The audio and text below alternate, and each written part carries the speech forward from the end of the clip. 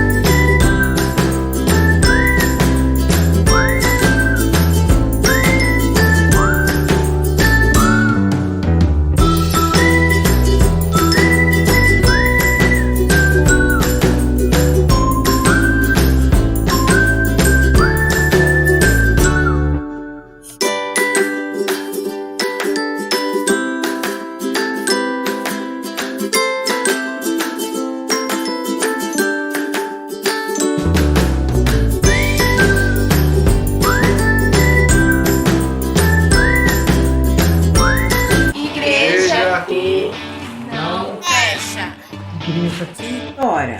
Igreja que não fecha. Igreja que ora.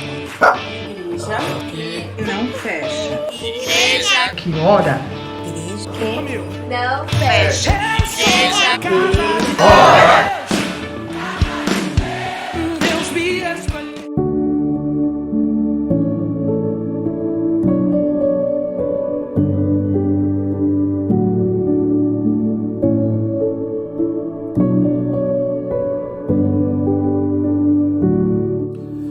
Bendito seja Deus, a graça e a paz a todos que nos acompanham através desse canal.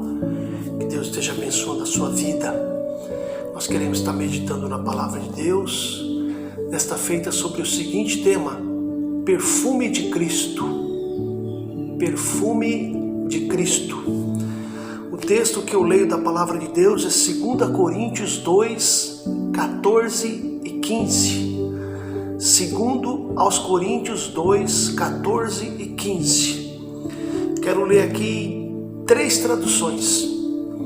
Mas graças a Deus que em Cristo sempre nos conduz triunfantemente. Agora por nosso intermédio, Ele espalha o conhecimento de Cristo por toda parte, como um doce perfume. Somos o aroma de Cristo que se eleva até Deus, mas esse aroma é percebido de forma diferente por aqueles que estão sendo salvos e por aqueles que estão perecendo. Outra tradução: e graças a Deus que sempre nos faz triunfar em Cristo e por meio de nós manifesta em todo lugar a fragrância do seu conhecimento. Porque para Deus somos o bom perfume de Cristo nos que se salvam e nos que se perdem.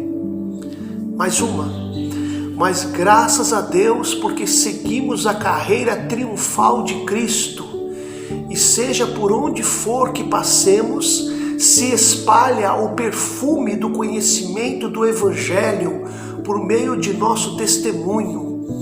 E para Deus sobe das nossas vidas o saudável perfume da presença de Cristo em nós, e que é notado por todos, tanto pelos salvos como pelos inconvertidos. Tá aí, tradução da palavra de Deus em 3 traduções. As traduções falam sempre em aroma, perfume, fragrância, perfume do conhecimento, perfume do Evangelho, saudável perfume, bom perfume.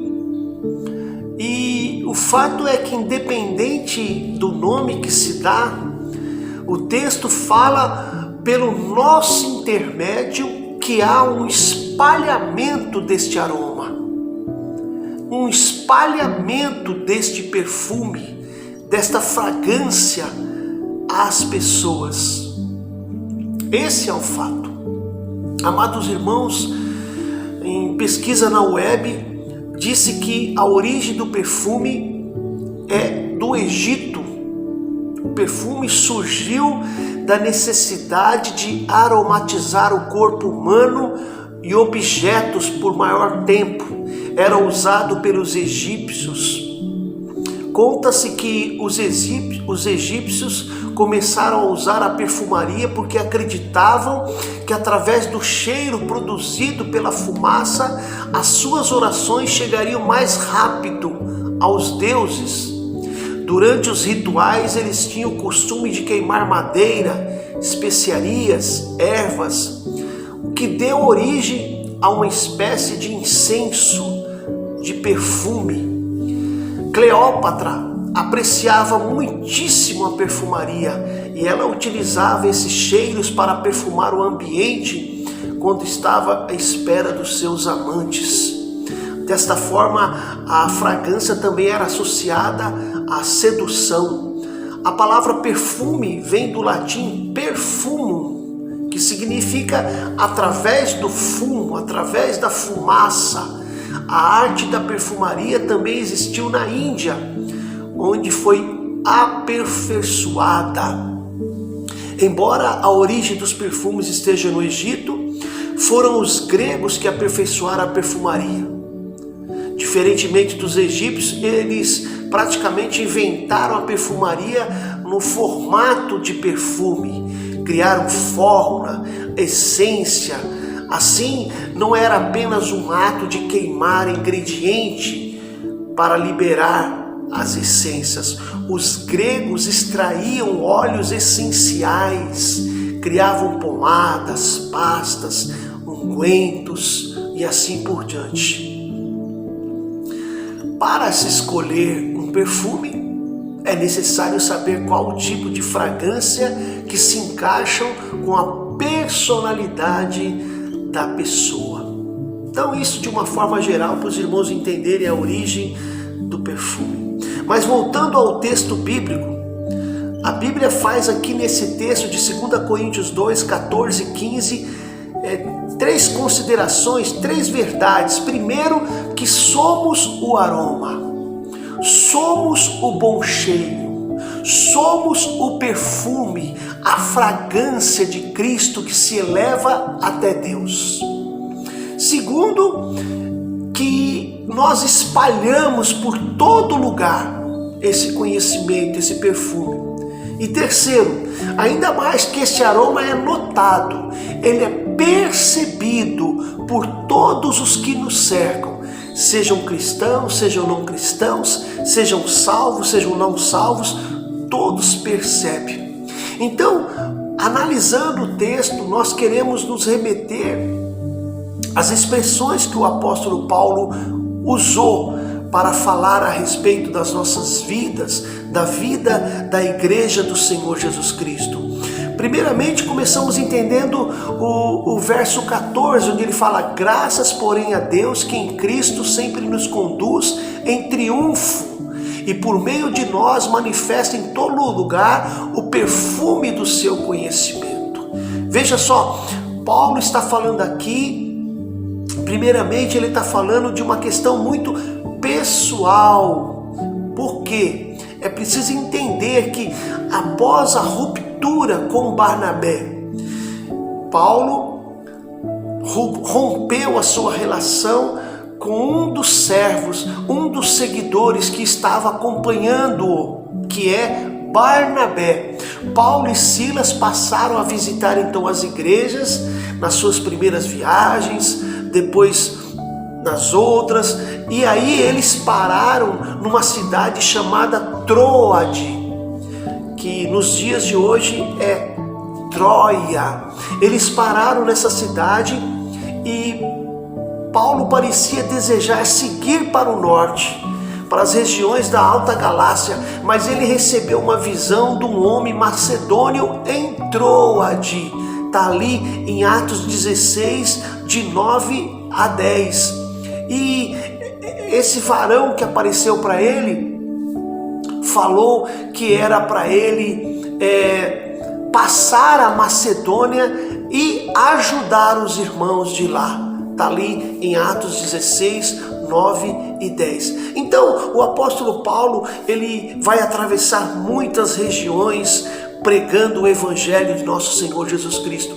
E quando ele chega no porto de Troade, que era um local de lançamento de muitos barcos que transportavam pessoas, mercadorias para outras regiões, foi ali também em Troade, na sua terceira viagem missionária, que ele fez um longo discurso até o amanhecer. Inclusive um jovem chamado Eutico foi vencido pelo sono, adormeceu e caiu. Está ali em Atos capítulo 20, de 7 a 12.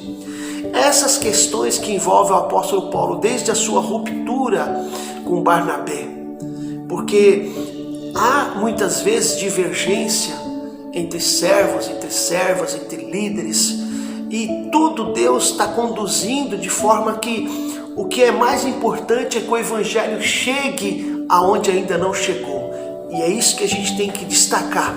Então, embora não hajam cartas, epístolas dirigidas aos irmãos de Troade, é notório que havia ali igreja, havia ali um lugar onde as pessoas se reuniam para pregar o evangelho. O apóstolo Paulo descreveu essa experiência como uma porta que se abre no Senhor. Ele diz ali em 2 Coríntios 2:12. Isso ocorreu durante a sua segunda viagem missionária, Atos capítulo 16. E anos depois Paulo retornou a Troade, na sua estada de mais 2 anos, conforme a gente vê ali em Atos capítulo 19.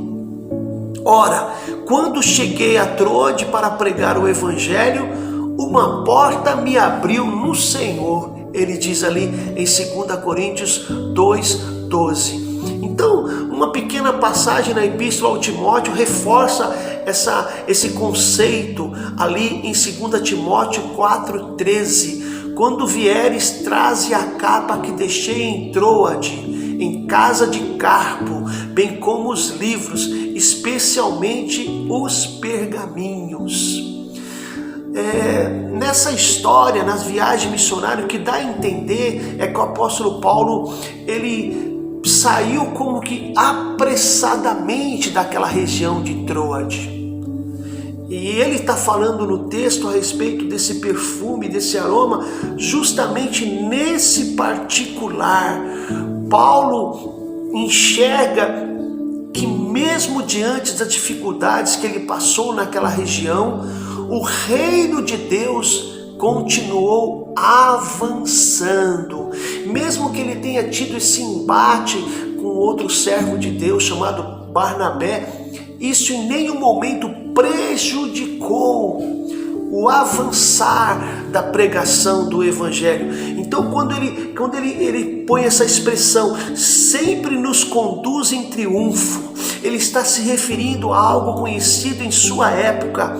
Ele que era como um general romano, ele que organizava buscas coercitivas de trazer as pessoas arrastadas, exibindo pelas ruas as pessoas, os escravos a qual ele arrastava. Paulo está usando essa figura para mostrar que os servos de Deus estão sendo conduzidos na liderança do Deus Todo-Poderoso, num cortejo triunfal de vitória, pois os planos de Deus não podem ser frustrados. É disso que ele está falando quando o apóstolo Paulo usa a expressão fragrância, odor, cheiro, perfume. Ele está se referindo a uma figura comparativa aos incensos aromatizantes que os exércitos queimavam nesse cortejo triunfal romano, que tinha o objetivo de agradar aos seus deuses e mostrar a todos que estivesse ali o caminho, o cheiro da vitória. Paulo pega essa figura muito conhecida e aplicada à vitória que Deus vem dando aos seus servos, mesmo diante de muita luta, mas o cheiro dessa fragrância, desse perfume, identifica como sendo o cheiro do conhecimento, o perfume do conhecimento, conhecimento de Cristo, conhecimento do Evangelho que está sendo pregado para cumprir os propósitos do único general que é Cristo. Ou seja, como servos de Deus, temos espalhado esse conhecimento em todo lugar. Aleluia! Isso é maravilhoso, irmãos. É maravilhoso a gente estudar a palavra de Deus e entender como o nosso Deus é maravilhoso. Mas avançando, ele diz também: somos o aroma de Cristo, somos o perfume de Cristo. John Calvin, comentando esse texto, ele fala: somos o doce odor de Cristo, usando essa metáfora como chamados, como nós somos chamados, da mesma forma que somos a luz do mundo, ali em Mateus 5,14. Por quê? Porque iluminamos homens segurando a tocha do Evangelho, e não como se brilhássemos com o nosso próprio brilho. Há em nós o aroma, o perfume, não como exalássemos algum perfume de si mesmos, mas porque o Evangelho que carregamos, ele é odorífero, ele é cheiroso, ele é perfumado, é um perfume puro, é o aroma puro para trazer o bom perfume, o bom cheiro ao mundo. É certo, no entanto, que essa recomendação é aplicável a todos os seguidores de Cristo, seguidores que são obedientes ao Evangelho, porque onde quer que exista uma proclamação pura, genuína, sem invernização do Evangelho, lá encontramos a influência do perfume, do aroma ao qual Paulo aqui está falando. Glórias a Deus. Ao mesmo tempo, não há dúvida de que ele fala particularmente de si mesmo e daqueles que com ele estavam. Voltando à sua própria recomendação, os caluniadores que levantaram para lhes atribuir falhas, as críticas que ele recebeu, o ódio que de muitos viam, o desprezo que ele recebia.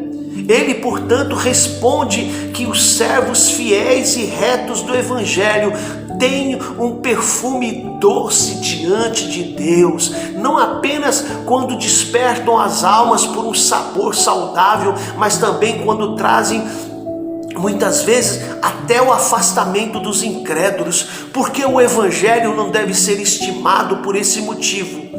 Ambos os odores, diz ele, são gratos a Deus. Aquilo pelo qual os eleitos são revigorados para a salvação e aquilo pelo qual os ímpios recebem um choque mortal. Aqui temos uma passagem notável pela qual somos ensinados que qualquer que seja o problema de nossa pregação, é agradável a Deus se o Evangelho for pregado. O nosso serviço será aceitável diante de Deus, e também que isso não diminui em nada a dignidade do Evangelho, que não faz bem a todos, porque não são todos que querem ouvir, pois Deus é glorificado mesmo nisso, que o Evangelho se torna uma ruína para alguns, mas ainda assim deve ser anunciado. Se, no entanto, este é um odor, esse é um perfume doce para Deus, também deve ser para nós. Em outras palavras, não nos torna ofendidos se a pregação do Evangelho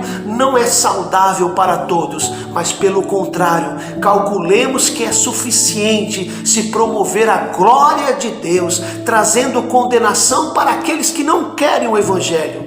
Mas nós somos como os arautos do Evangelho, nós somos os pregadores do Evangelho, e nós levamos a Deus o perfume da sua fragrância, que é para o mundo, às vezes, um cheiro ofensivo. E não podemos fazer nada se as pessoas não querem receber o bom perfume de Cristo.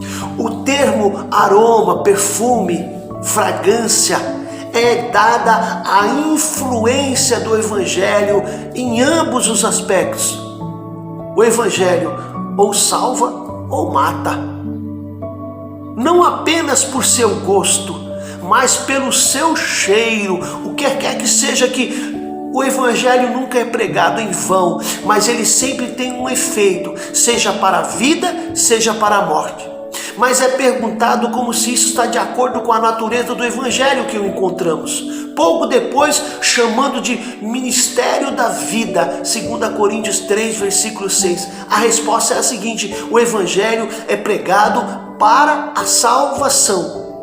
Esse é o propósito, é isso que lhe pertence apropriadamente, mas somente aqueles que o recebem é que recebem a salvação. Enquanto que aqueles que não o recebem para a sua própria condenação.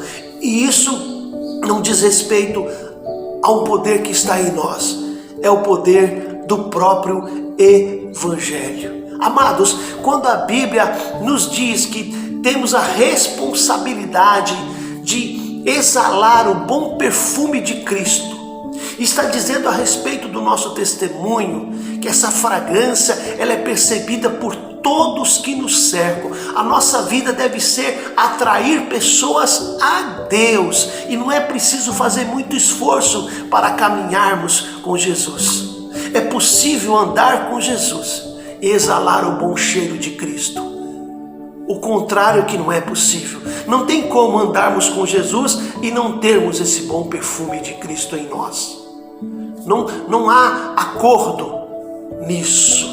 Então, exalar o bom perfume, exalar o aroma. Quem usa esse perfume, quem se perfuma, quem usa para cheirar, seja consigo mesmo, seja com os outros, está de qualquer forma exalando o bom cheiro, o bom perfume. E todos nós gostamos de estar ao lado de pessoas que tenham um bom cheiro, um bom perfume. Mas para transmitir o bom perfume, não é necessário muitas vezes a vestimenta. Basta a gente ser quem a gente é. Não é difícil descobrir se uma pessoa ao seu lado está exalando um bom cheiro ou um mau cheiro. O olfato, o nosso nariz, ele detecta. Não precisamos nem perguntar, é só respirar perto de uma pessoa. O cristão autêntico não é detectado por posses, mas sim pelo caráter. Se exala o bom cheiro de Cristo. Na elaboração, muitas substâncias são esmagadas para exalar o cheiro. Assim Cristo também fez por nós. Ele foi moído pelas nossas transgressões. A Bíblia diz em Isaías 53, ele exalou o cheiro do perdão dos nossos pecados. E esse cheiro ultrapassou as eras, as épocas, os anos, os séculos, e produziu um efeito para nós, um efeito de salvação. No culto, irmãos, na adoração que apresentamos os nossos corpos em sacrifício vivo e santo diante do Senhor, é isso que está em questão. Uma vida que exala o bom perfume de Cristo, e não permitindo que algo atrapalhe a nossa oferta, como o pecado, por exemplo. O bom cheiro de Cristo, o bom perfume de Cristo. É isso que o apóstolo Paulo está falando. Amados, conta-se que em março de 1988 foi encontrado em uma caverna em Qumran uma pequena jarra que continha um óleo avermelhado. Acredita-se que é a única amostra sobrevivente de um óleo balsâmico descrito entre as adorações dos judeus. O óleo, quando foi encontrado, tinha uma consistência como mel. A jarra em que encontraram estava embrulhada em folhas de palmeiras, cuidadosamente dobradas e preservadas em um poço de muita profundidade para evitar que se desperdiçasse devido às intempéries do tempo. 4 anos depois, descobriram 600 quilos de uma substância orgânica avermelhada dentro de um silo, construído em rochas, em outra parte do complexo de Qumran. Uma série de análises determinaram que a dita substância avermelhada continha pelo menos 8 das 11 espécies que eram utilizadas na mistura de incenso que era oferecida no templo. Alguns anos mais tarde, foi apresentado uma amostra perante 2 rabinos que aderam seus próprios profissionais químicos para analisar a qualidade orgânica e sugeriram que se queimasse uma porção dessa mistura com propósitos científicos. Também foi sugerido que a queimasse junto com outras 2 espécies que se encontraram ao lado da caverna. Os resultados foram assombrosos. Se por um lado as espécies haviam perdido algum traço de sua potência ao longo dos milênios em que ficaram enterradas, por outro lado eram poderosas. O resíduo da fragrância permaneceu nos arredores por inúmeros dias depois da experiência. Muitas pessoas informaram que seus cabelos e roupas conservaram o mesmo perfume. Ainda mais assombroso, a área onde foram queimadas as espécies mudou radicalmente, já que estava infestada durante meses com formiga, mosquitos e outros insetos, que logo depois da experiência do incenso desapareceram magicamente. Amados, o bom perfume de Cristo não tem como deixar de exalar. Se um perfume usado na composição do incenso, usado no tabernáculo, tinha esse poder de mudar o ambiente, quanto mais nós que somos o bom perfume de Cristo, não poderemos mudar o ambiente onde estamos inseridos. Amados, todo bom perfume está baseado em sua essência, e nós como cristãos estamos alicerçados em Cristo. Ele é a nossa essência. Se você é um cristão, você é um bom perfume de Cristo, seja na igreja, seja fora dela. Como diz Paulo, que o bom cheiro de Cristo possa abençoar a todos os que estiverem ao seu lado. E que tipo de perfume você está exalando? Qual é o cheiro que você está exalando? Você está atraindo ou afastando? Depois que conhecemos Jesus e entregamos a nossa vida para Ele, não podemos mais ser as mesmas pessoas. O que existe em Jesus transforma o nosso interior, de forma que passamos a exalar o bom cheiro, o bom perfume, como diz 2 Coríntios 2,15. O texto nos ensina que precisamos perfumar, tornar Cristo conhecido a todas as pessoas. Nós somos os que fazemos a obra. A conversão é fruto da atuação sobrenatural do Espírito Santo. Nós apenas levamos o perfume, não aplicamos às pessoas.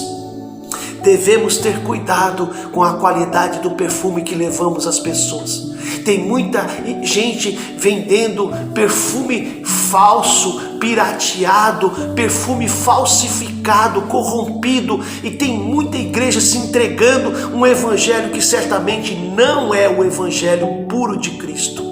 Hoje temos diversos tipos de cultos oferecidos em igrejas que destoam do que Deus quer receber. Tem muita coisa que a Bíblia não relata e até mesmo condena acontecendo em muitas igrejas por aí. Não é esse o bom perfume de Cristo que devemos levar. As pessoas precisam ser confrontadas e confortadas pela palavra de Deus. Confrontadas ao saberem que são pecadoras e sem Jesus estão caminhando para a morte eterna e ser lançadas no inferno, mas também ser confortadas para saberem que Cristo morreu na cruz por nós, ao confessarmos o Senhor Jesus como o único e suficiente Salvador de nossas vidas, nos arrependendo, convertendo para o caminho da salvação. Deus nos aceita.